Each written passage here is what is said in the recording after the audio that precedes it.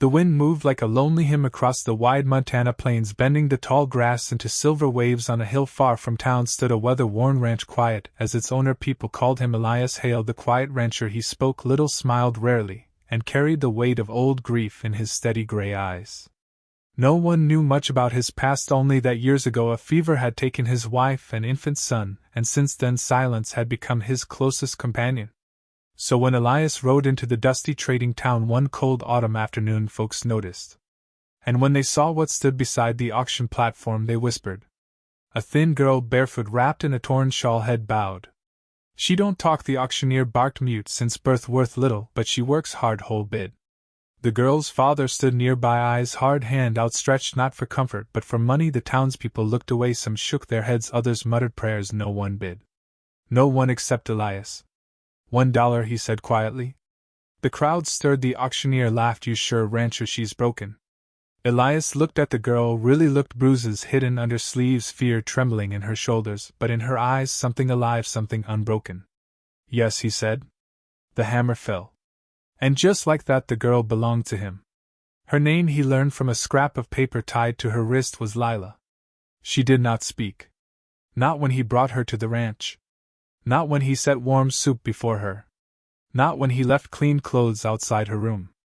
She moved softly like a shadow, afraid of being noticed, worked without being asked, cleaned, cooked, mended fences, never complained, never smiled.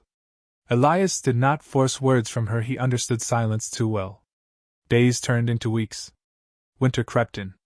One evening a storm rolled across the plains, fierce, howling, relentless. Elias was in the barn when a loose beam collapsed, trapping his leg beneath heavy timber. Pain shot through him, sharp and blinding.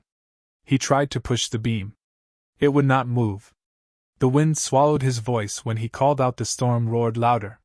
He thought of the empty ranch, of dying alone in the dark. Then footsteps. Small, fast. Lila.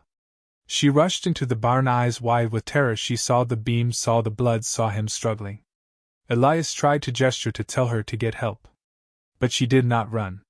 She grabbed a metal bar, wedged it beneath the beam, pushed with all her strength. Her thin arms trembled, body shaking, but she did not stop. The beam lifted just enough.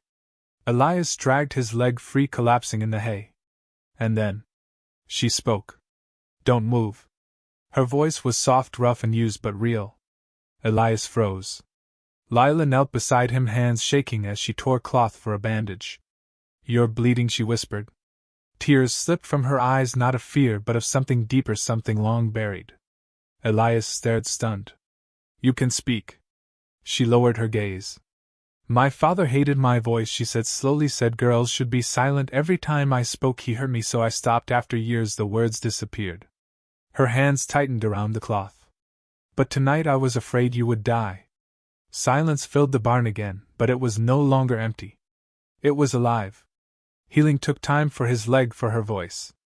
Each day Lila spoke a little more, words came broken, hesitant, but growing stronger. She laughed once when a chicken chased Elias across the yard, covered her mouth in shock as if joy itself were forbidden. Elias smiled for the first time in years.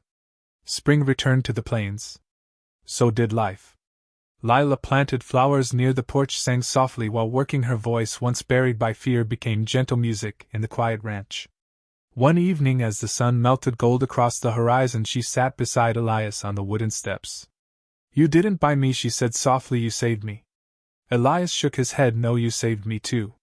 She looked at him, eyes bright, no longer afraid. And for the first time since grief had stolen his world, the quiet rancher no longer felt alone. Out on the endless plains the wind still whispered.